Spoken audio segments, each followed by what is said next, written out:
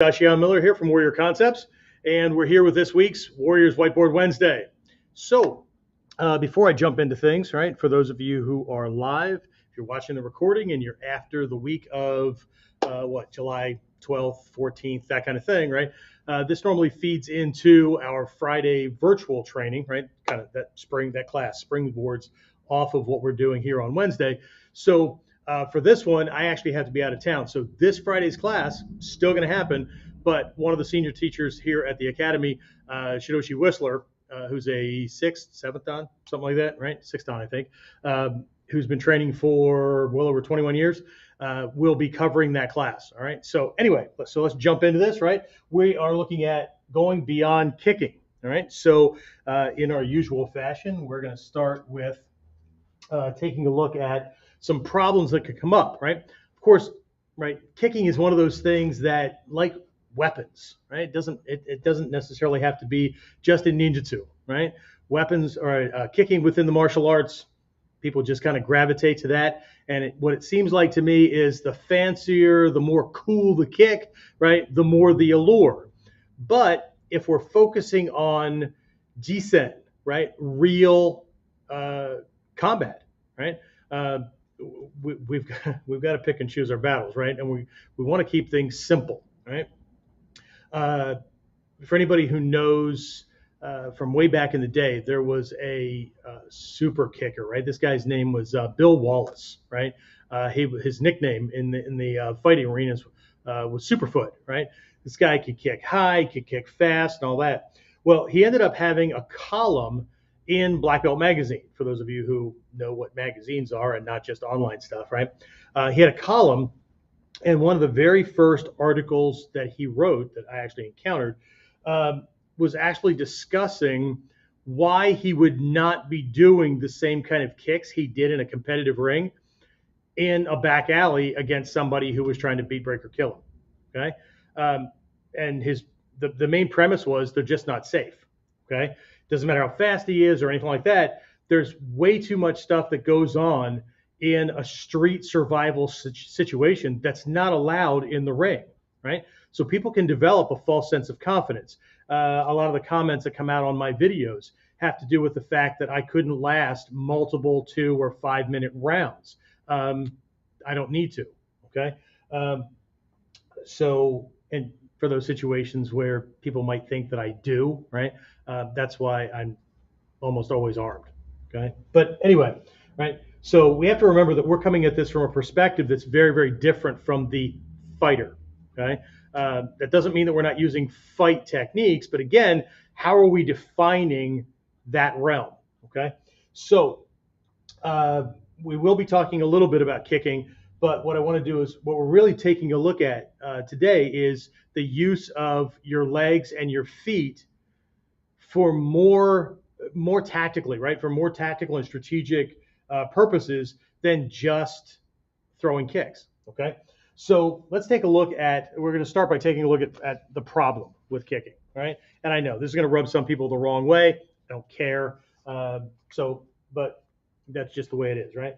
Anyway, well, for me, if it's not that way for you, then click that back button, go find yourself some kitty videos on YouTube and just watch away, all right? Anyway, all right, so I've got 5 of these things for you, all right? So the first one, right, is that it limits thinking, right? Is this true for everybody? No, of course not, right? None of this stuff is true for everybody, okay? No technique is guaranteed. No strategy is guaranteed, right? Just because you like it and it's worked 10 out of 10 times out of the 10 fights you've been in doesn't mean it's going to work for number 11, okay? But ego doesn't want to believe that. Ego wants to assume that since it's always worked or it's never failed to this point, then it won't, okay? Ninja recognized that there are no such thing. There's no such thing as a guarantee. There's no such thing as a unbeatable technique, anything like that, right? Okay, that's why we approach every situation as though it were the first time we've ever encountered, right, that kind of situation, right?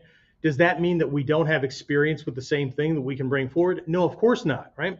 But what we don't want to do is confuse or operate as though this situation, this person, this encounter, this task, whatever, is exactly the same today as every other one I've ever experienced, because they're not. There's something that's different. There's variables that will change and whatnot, right? And so we need to be awake, right? And we need to be paying attention to what's going on, right? And please pay attention to the way I define things, right?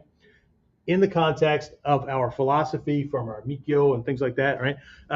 Awake is not the same as the current cultural term woke, right? Don't confuse the two, right? Anyway, so it limits thinking. What's it limit thinking to? It limits thinking about how the legs can be used in a real combat survival situation, okay?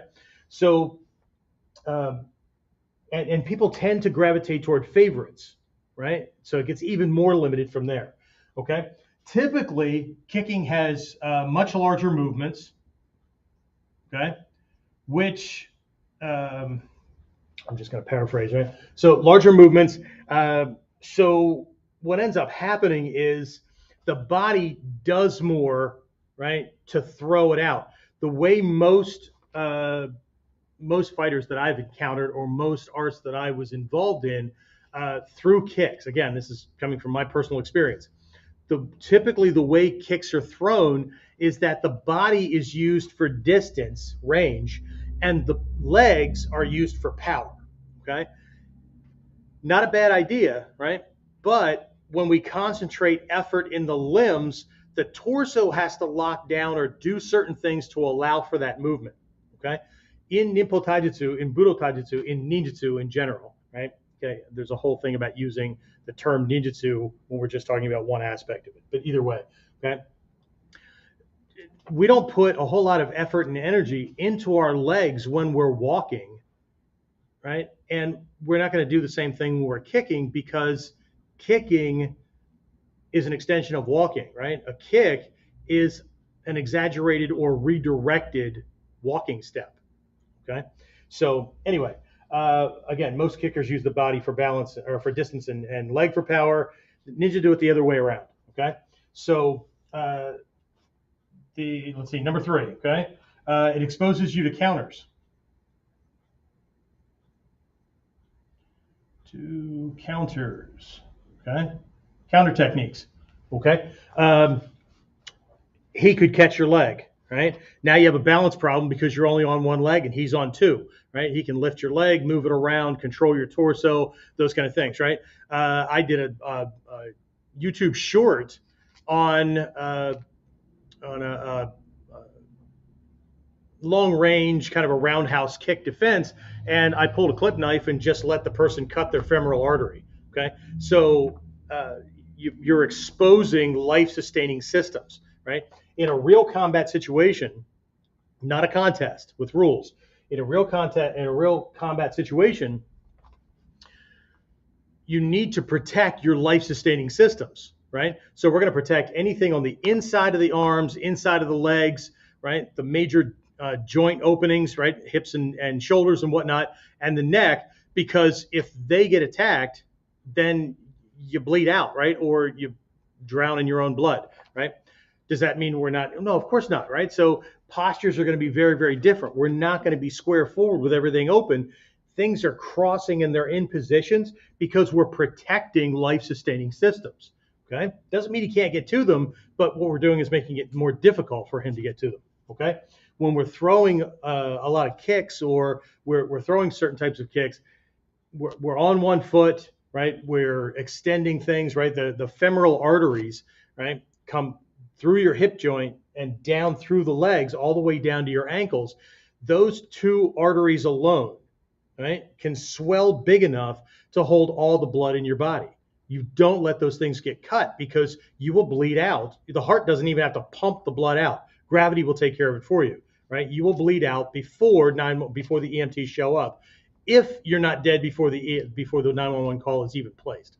Okay, it's just, there's certain things that you must pay attention to, no matter how cool or tough or whatever bullshit you think you are. Okay, all right. So it exposes you to counters. Next one, there's an issue with ground surface, okay, to footwear. In contest, you don't have to worry about it, right? People are typically the surface. We know about it, right? Because we know how the mat's going to be constructed or whatever, right? People will buy certain types of specialty shoes or sneakers or whatever, right? That match the kind of kicks that they're doing. I've seen sneakers designed for like the Taekwondo twisting kind of person that their foot rotates on the ground surface, so they make sure they don't have tread that runs front to back or cross on the shoe, because that grip will cause them to unscrew their knee or their ankle, right? So they get these special treads that have like a bullseye on the ball of the foot, so it makes it easier to do that, right? But at the ground surface, if there's a mismatch between that and the footwear that you're wearing, right? And you're not aware of that, and you don't pick and choose your kicks based in part on that one variable, you could find yourself damaging yourself. You could find your foot sliding out from under you, whatever. Okay. So again, really, really important. And then the last one is that because of all that effort and energy that's typically put into the legs, right? Power is generated with the legs, distance and range is determined by the body. With all that extra power in there, right? Missing comes with consequences, right? Missing exposes you, exposes to threats. Okay, so if I miss and I bypass, right, he's now behind me, or he has access to organs, those kind of things, right? I may lose my balance and have to catch, right? So if I shoot past, no matter how fast I am, what's happening is I'm creating a situation where I've got to get my leg back into position, my body back around, and it actually slows me down. It doesn't matter how fast I am, right? He doesn't even have to be faster. He just has to be there in the moment when I'm trying to be fast enough to cover up a mistake. Okay. It was one of the warnings I got as a white belt. When I got involved in this martial art in 1980, 9 out of 10 people that walked in the dojo door had prior martial arts experience. They were fighters, or they were law enforcement, or whatever, right? They had lots and lots of fight experience. A lot of them had sport experience. One of my friends in this art was a combat or a sport competitive fighter, and he actually dropped out of that stuff because he was able to read other people's intention, stuff that we spend a lot of time on learning. He was just a natural at this, and so he was able to read somebody and know what they were going to do next. And it just, everybody thinks it's cool to just be undefeated and win and win and win. He got bored. Okay, he needed a challenge. And he also recognized that if he ran up against somebody that had the same kind of skills that he did, he would lose that advantage just like that, right? So he needed to move on to bigger and better things, right? But anyway, so there's a whole slew of problems, right? Regardless of whether you're watching on YouTube or Facebook or whatever, right? If you think I've missed something on here, again, it's a problem with kicking, right? If you think I've missed something, go ahead and put it down in the comments. Okay, I'm not going to get in a pissing contest, right? Does that mean that the kicks that we're talking about, that I'm bad mouthing them, that they don't work? No, of course not, right? Anything works under the right context. Okay, but again, are we training? What context are we training for? Okay, and that's what it really comes down to. If I can find the link again, there is a fighter, right, who is now teaching self-defense stuff. Older guy. He actually, he trained 3-4 years, something like that, to get good enough to be on the U.S. Olympic team for boxing, right? Trained and trained and trained and trained, right? And came in 4th, right? Okay, as a fighter, right? He's really, really good at being very particular about making sure that people understand. Of course, I do the same thing.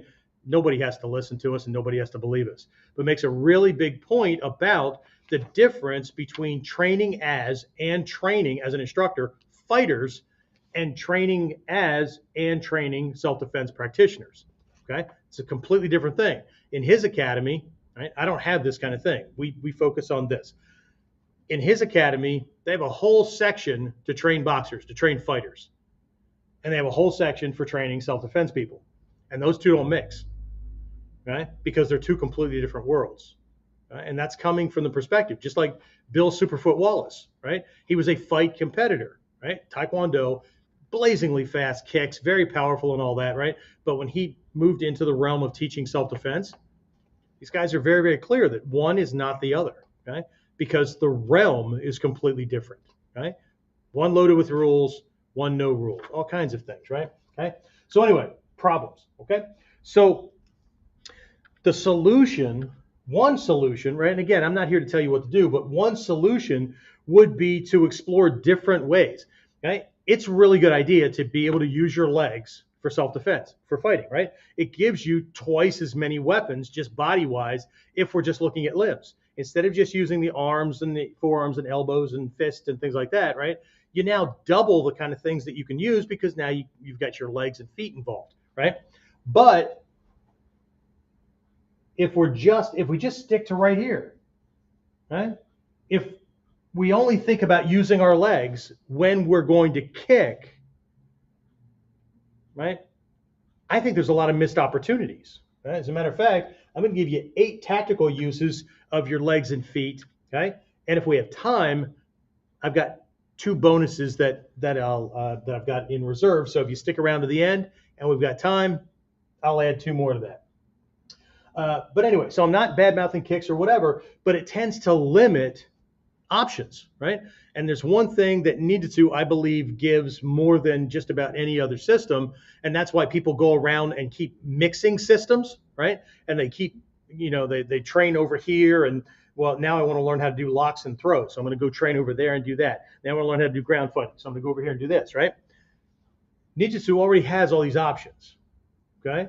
So I don't have to be running around. I don't have to, train 18 days a week to get training in all these things. All right. So anyway, but a solution for this would be to explore different ways, right, or other ways that the legs can be used in a self-defense situation. Okay.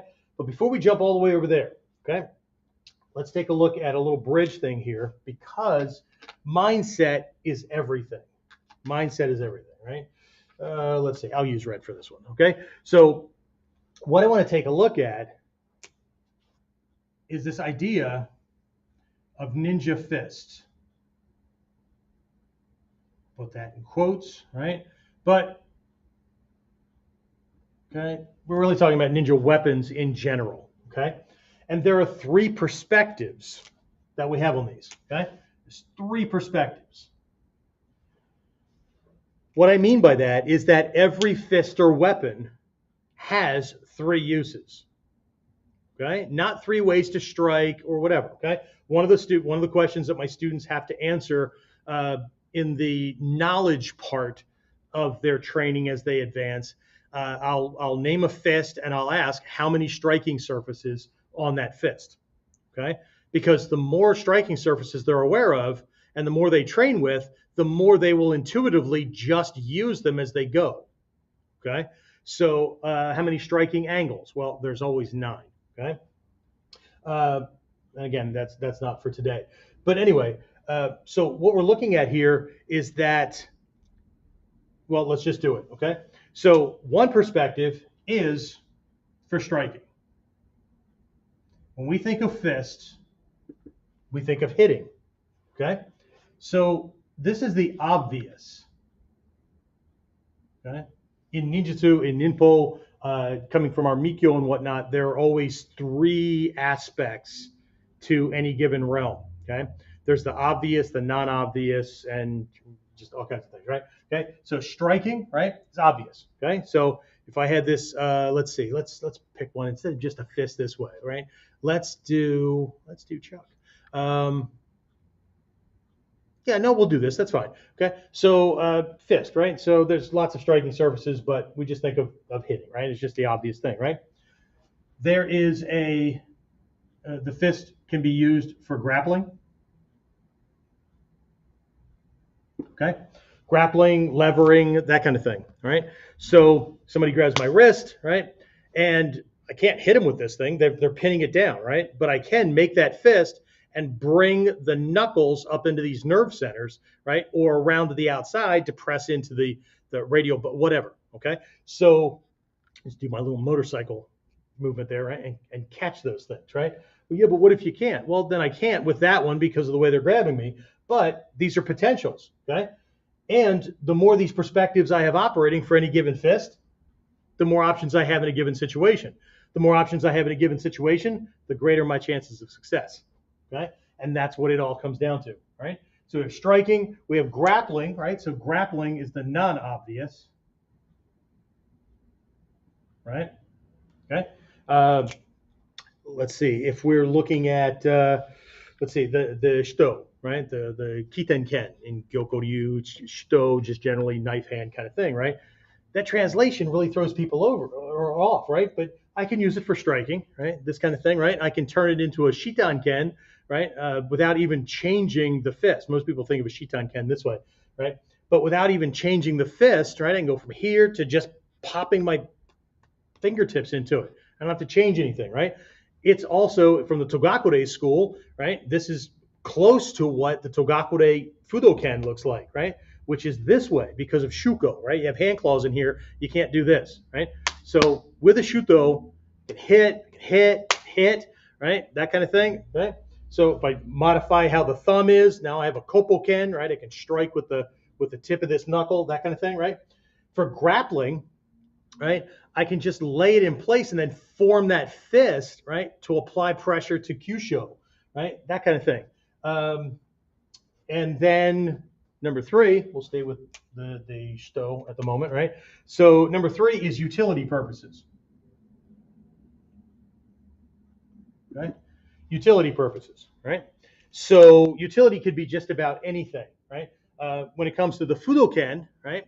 If I loosen this up a little bit, right? See, that nice punching fist, right? What does that communicate to somebody? It communicates, I'm going to hit him, right? So if I'm in this doko no kamae kind of thing, right? There's this communication of, I don't want to fight, right? Stay back, whatever, right? I'm controlling the situation. I don't want to fight, but I will if I have to, okay? But what else could I do with it that to most fighters would look like a mistake, okay?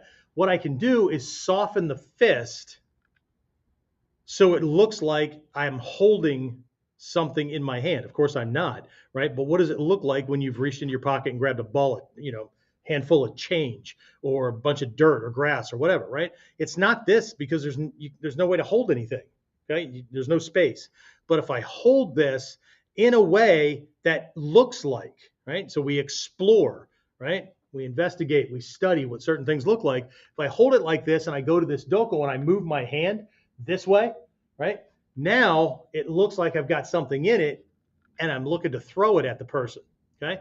So it's a distraction, right? It's a perspective shift kind of thing, right?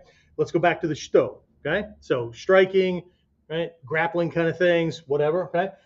Utility, this is our primary climbing fist, okay? Because it's stronger, right? We're using muscles that are in different areas. It's stronger than this, okay? Does that mean that we can always do this? No, of course not. But this is the preferred climbing thing because it uses muscles all the way down into the torso as opposed to this, which only move to, generally speaking, the upper arm. It's not to say that we're not using these other ones. It's a different shape and it conserves energy, maximizes things, okay? So if we can keep these things in mind, then we take it from fist, hands, arms, right? And extend that to the legs, okay? You can extend this to other weapons, right? Just like the ninja spear, okay? The ninja spear, obviously, right? You're striking or cutting, stabbing or whatever, right? Grappling, right? You can choke somebody with it. You could trip them with it, whatever, okay? But often the spear were designed so that they had holes for pegs so they could be turned into ladders for climbing, or that they could be used as a measuring device, right? If you were gathering information and measuring off a space so that you could write that stuff down and pass it on so that people would know going in. All kinds of stuff, right? The ninja sword is done this way. There's lots of things that are wrapped up this way. And even if they've not modified, the thinking changes it. Okay? Right? Thinking changes it. All right, so let's jump into, right? So again, what we want to do is we want to search for missed and overlooked opportunities, right? Okay, that most fighters, it's not even in their wheelhouse, right? It's not even in their perception. So when you do it, it's a huge surprise. Okay, it's a huge surprise, right? If you've ever been in a class where your teacher did something, they demonstrated something, and your first instinctive response was, "Wait, what? I didn't even know you could do that." That's an indicator that, okay, and especially if you have lots of experience, lots of fight experience, lots of training, you've been through different martial arts or whatever, and a teacher demonstrates something that's outside of that perspective, be careful not making a snap judgment which says that wouldn't work. That doesn't work. Okay. Well, if you have no experience with it, how do you know? Okay. The ninja at least considers something from the perspective of, not only might that work, but if this person is demonstrating it, then how many other people out in the world might have this in their wheelhouse or their fighter toolbox that this thing could pop out in a given situation? Okay, it's kind of like me backing off with that clip knife in that one video and letting my partner cut their own femoral artery. Not real, right? We had a training knife, right? But cut that. Had somebody in the comments, right? Oh man, knife against a kick, right? Not fair, not fair. I'm not teaching fighter contest fair rules. Okay, this is already not a fair fight. He didn't yell at me from across the bar and I yelled back and now we're duking it out. Okay? I don't get involved in things like that, and neither do my students, which means this guy has already assessed his environment and determined that we were an easy target, cut us from the herd, and now is coming in, which means he has all the advantages, and at least in his mind, he perceives that we have none. It's a predator-prey situation. So it's not the same. And to confuse it with being the same either sets you up with a false sense of confidence, or it will cripple you because you don't have the number of options that you could have moving through. All right. So anyway, so let's take a look at this. Let me change the color one more time. Is the green showing up okay? Fairly well, but you know what? We'll stick with red here. Okay. So 8 tactical uses of the legs. All right. And again, I just jotted these things out. We'll, if you think I missed something or whatever, put it in the comments, right? That way other people can see it, other people can benefit, right? Okay. So anyway, all right, we're going to start with the obvious. Okay. The first couple are going to be, they're going to start with really, really obvious, and then we'll break it down from there. Okay. So the first one, again, we're looking at the uses of the legs and feet. I didn't say 8 different ways to kick. It's not the same. Okay. 8 tactical uses of the legs and or feet in a self-defense or survival situation, right? So the first one will just stay really, really obvious, right? Kicking. What else do I have? I combined a couple. Okay. Kicking and knee strikes, which to me are the same, right? It's just a range issue, right? So this is conventional, right? So we're looking at the normal stuff that most people would think of. Shin kicks, instep, ball of the foot, right? Not a big fan of shin kick or instep kicks, right? Which is why most people think that in martial arts tournaments and whatnot, the boots are on the feet, right, to protect the guy being kicked from the kicker, okay? Especially with instep kicks that could go anywhere from kind of, I don't know, top of the toes where they plug into the feet, cross the top of the foot to the low on the ankles, right? But if he's wearing a helmet as well, maybe it doubles up on padding, but what it does is it protects the kickers, the small pencil-sized bones in the feet, right? You do that without shoes or whatever in a fight, kick somebody in the head or catch their ankle or their forearm or whatever, and those little pencil-sized bones will break, okay? So we've never worn them in training because we tend to lean towards stomp kicks and things like that, and there's no protective boot that can be made without you feeling like you're like walking on a bed, right? That will protect him from the bottom of the foot, from the heel, that kind of thing, right? So anyway, all right. So just that normal kicking and whatnot, front snap kicks, those kind of things, okay? So next one is sweeping, right, and parrying. Okay. For my students that are watching, right? So now we're looking at in mod 2 and then again in mod 5, right? In mod 1, we take a look at defenses against parrying. In mod 5, we take a look defenses against sweeps with the guys coming in, because if we're in this long drawn out kamae where your lead leg is way out in front of you, it looks like a target, and it is if you don't understand how to use that kamae, okay?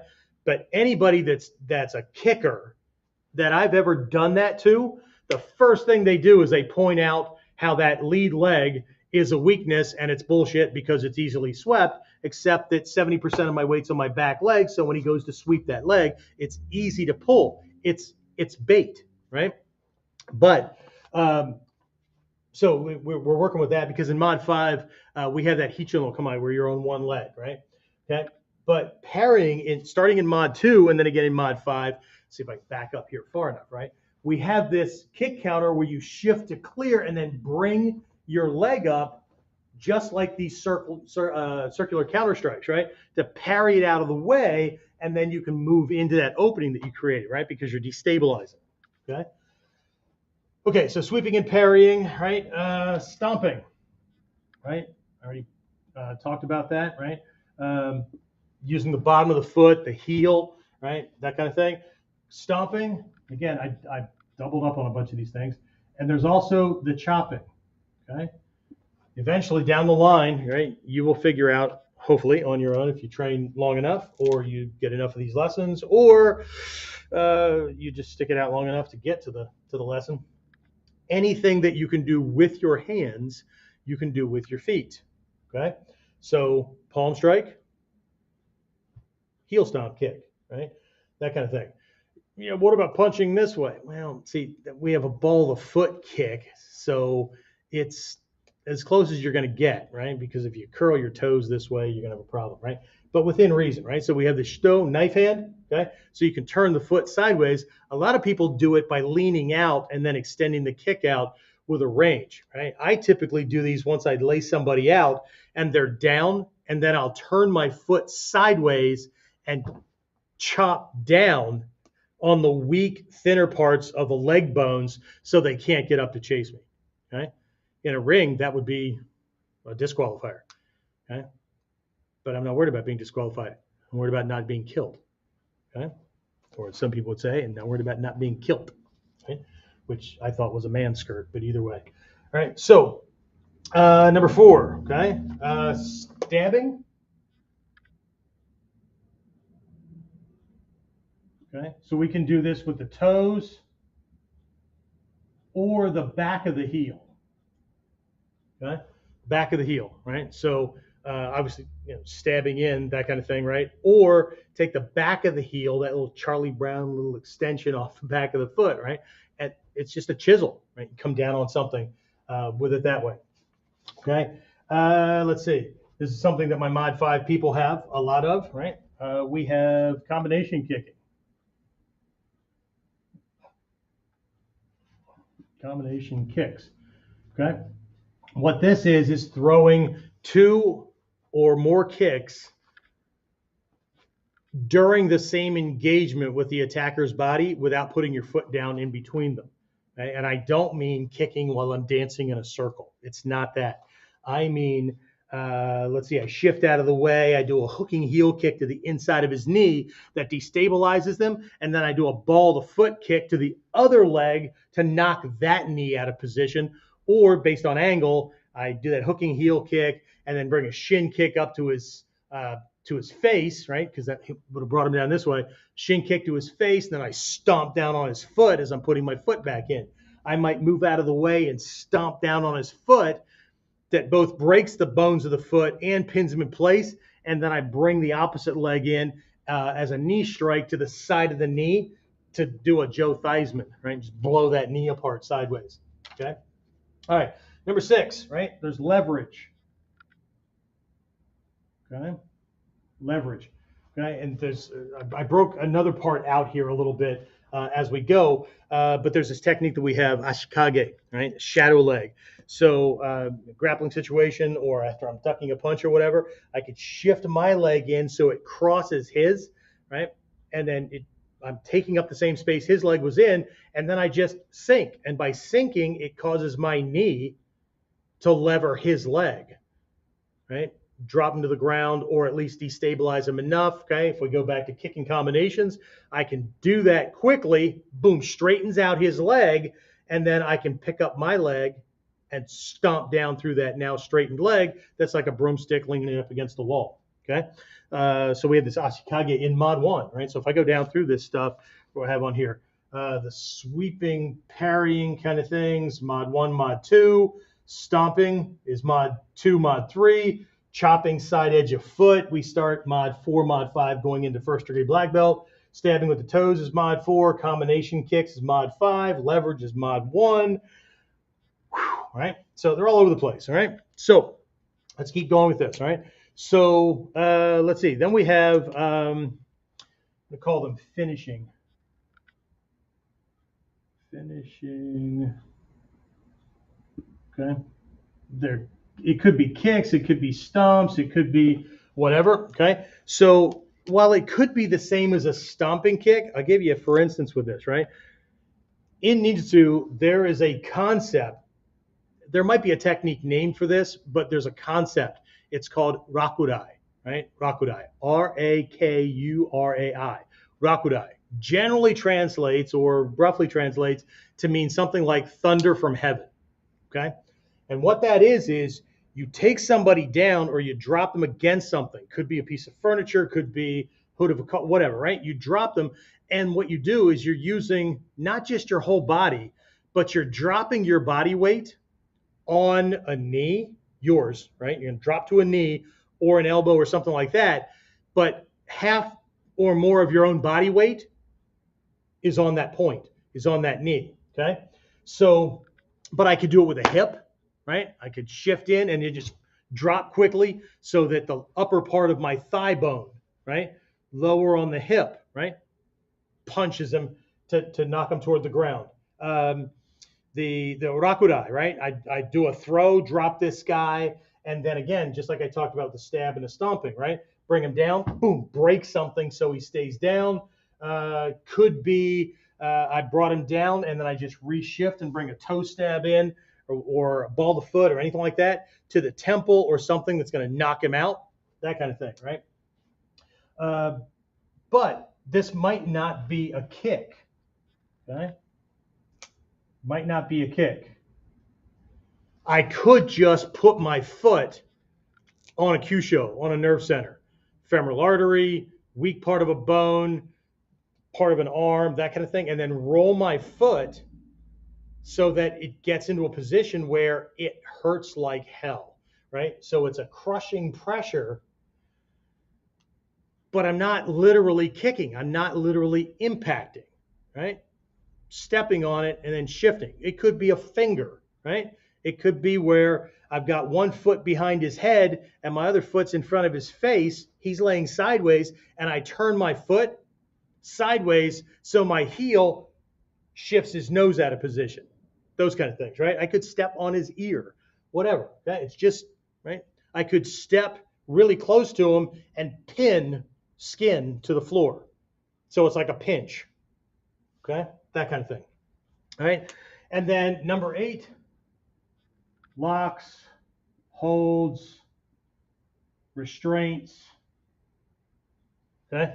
That kind of thing. Locks, holds, restraints, pins, whatever, okay? So I could just move away, right, to counter. And then as I move in to do the next strike, I slide my foot forward and step on his foot. So when I strike him and he falls back and is falling down, his falling body weight, right, you can only get your leg so straight in line with your foot, okay, before the front of your ankle blows open, okay? Doesn't rip the skin, but it dislocates the ankle. So what we do is we step on the foot. There's a saying in my dojo, black belts will step on your feet, okay? So as we move in, we step on the foot and then drive them to the ground, and their falling body weight, gravity and inertia breaks their ankle for me. I don't have to do the extra work. Okay. So I wouldn't get points for that because there was no technique applied. Right. And how cool does a foot pin look? Okay. So either way, right? I could, one of the purposes for those of you who are in the Bujinkan, from the Gyoko Ryu, we had this Hicho no Kamae, right? We have this position where you're on one leg, okay? In the Gyoko Ryu, Hicho is used to apply arm bars and things like that once you get somebody to the ground, okay? In the Tagagi Yoshin Ryu, we have a technique, Dogaishi, turning the body over, okay? So I bring him down, I move my leg into his arm to do an arm bar to his arm with my leg, and then rotate it around so it flips him from being on his side or his back over till he's face down. Okay. Well, what if it doesn't flip over? Well, then his elbow breaks. It only takes 15 pounds per square inch to break an adult elbow. Okay. So it is what it is. Okay. Got a little bit of time. Let's do those two bonuses. Okay. Bonus round. I'll give you 2 more ways to use the legs tactically to give yourself a greater advantage in a self-defense situation. I'll change colors this time. Okay. So let's do 9 and 10. Okay. So number 9. Okay, distractions.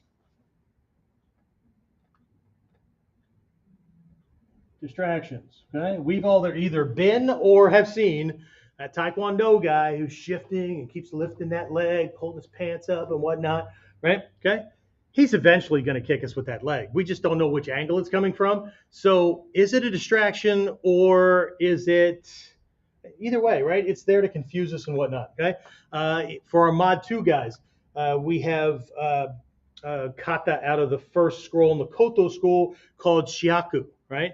Where you're countering these incoming limbs, and then you throw a kick feint at his groin, and when he pulls to save that, his face comes forward. So it's a kick feint punch follow-up kind of thing, right? Because you're convincing him that you're going after one thing, and then you pull it to go, right? I might move my foot to get him to watch my foot, right? So, and then attack him from the other side because his sight consciousness went in a different direction. So I don't necessarily have to use it to move it at him, okay? And then the last one, this was a real eye-opener for me. You might already know it, but choking, okay? We can apply chokes with our legs, okay? Let's say we do this thing where we bring somebody down, right? We get behind him for whatever reason. We sit him right down in front of us, right? And cross our leg over in front of us, across his face, neck, whatever. Grab your own ankle and pull and choke him with your leg. There's another one. I think it comes from the Kukishinden school. It is called an eel choke, okay? An eel choke.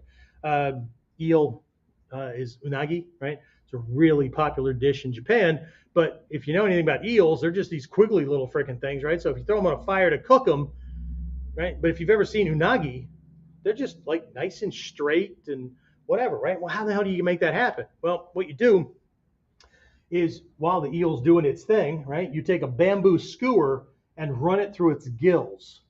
And when you run it through the gills, the animal seizes up and everything straightens out, and then you can fillet it, you can do whatever, okay? So we have this eel choke. How do I demonstrate this, okay? So I'm gonna do a little drawing here. That's a nose going at the top, okay? So what we're gonna do, once we lay this guy down, is we're gonna take one foot and we're going to slam it into his neck with our instep, right? So our foot ends up burrowing underneath this way. So your instep is right against his neck. Could be against the side of his head. Doesn't matter, okay? Then we're in this position. We're going to step over the top and slam. We're going to do the opposite thing. We're going to slam the Achilles tendon side of the back of the foot, right, in against the other side of the neck. So now this foot is over here. Okay? I know, looks crippled now. Anyway, so ball the foot's here, right? So you got this kind of thing going on, all right? And then, let me see if I can adjust my camera just a little bit here because you're going to need to see something really, really cool, right? Okay? So I know you can't see my feet, but we've got these things together this way, right? This way. And then what I'm going to do is I'm going to sink with my knees. And when I sink with my knees, the legs are going to come together, and the instep here and the back of the foot here choke him. Okay? When you do this, you're attacking uko on both sides. So you're not just attacking the carotid pouch, you're applying pressure to these transverse processes. They're these little wing-looking kind of things that stick off the vertebrae. Okay? And when you compress them, what ends up happening is his body stiffens up. Okay? It's a cool thing, right? He straightens out like an eel straightens out. So if you got somebody that's all squirrely and moving around, and it's hard for you to control them or restrain them or whatever, right? My law enforcement, security guys or whatever, right? One of you, two of you might be trying to struggle with their legs, get them in cuffs or whatever. You catch that neck this way and you sink, he'll straighten out. It's a cool thing, right? But again, how many options do we have? Okay? The more options you have, the more things you can do in a fight or in a self-defense situation. The more options you have, the greater your chances of success. And especially if some of these options he's never seen. Seen would be, right, obvious, not obvious, hidden, or invisible. Okay? So he could have seen them. If he's seen them and he believes in them and trusts in them and uses them, he probably has counters for them. Okay? He probably has ways to deal with them. Okay? So we use obvious that much. Okay? If he's seen them but doesn't think that they work or thinks it's bullshit or whatever, okay? He's not going to use them, but if he sees you starting to do something like that, right? So he's not watching for this stuff, okay? Because he's already written them off.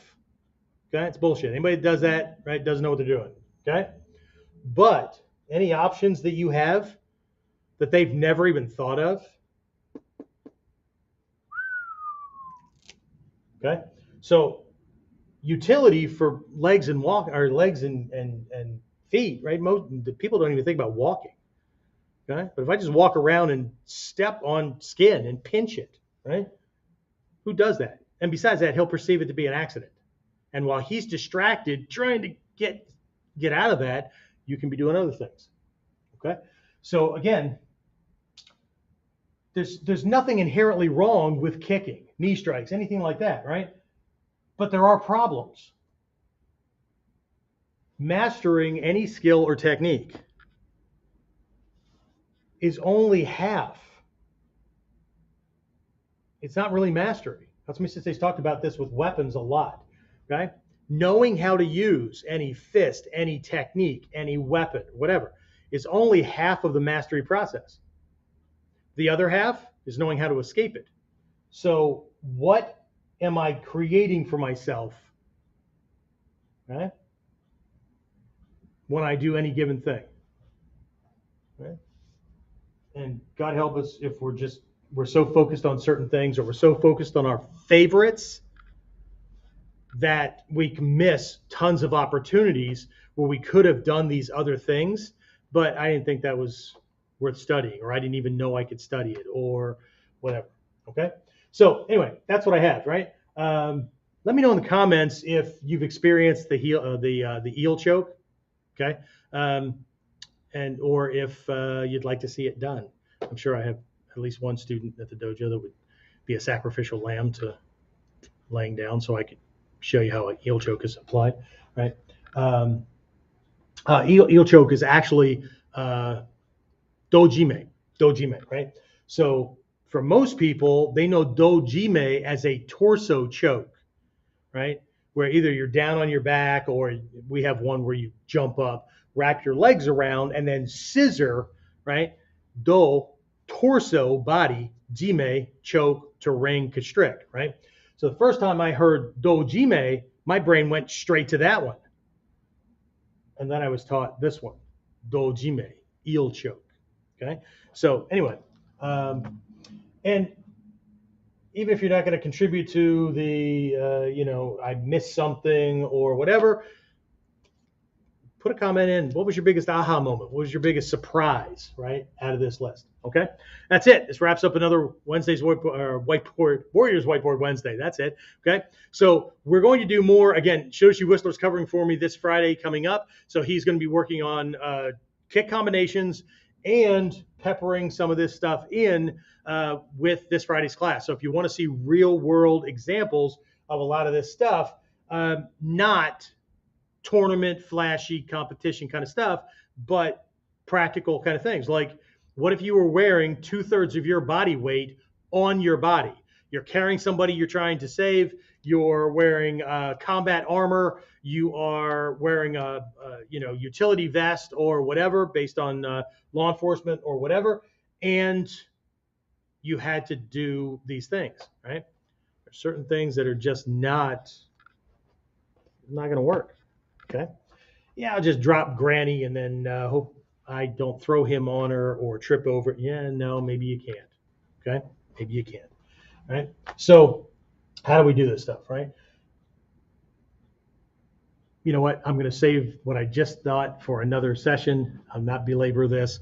I'll wrap it up. All right. So it was really great seeing everybody again. I will talk to you again next week on Warriors Whiteboard Wednesday. Next two sessions are going to be how to develop better throws, right? So we got a part 1 and a part 2 coming up. We're gonna split it into two kind of things because it's way too big, right? So we're going to look at improving your throws. So hopefully I'll see you next week and the week after, and we'll just keep on trucking. All right. That's it. Talk to you soon.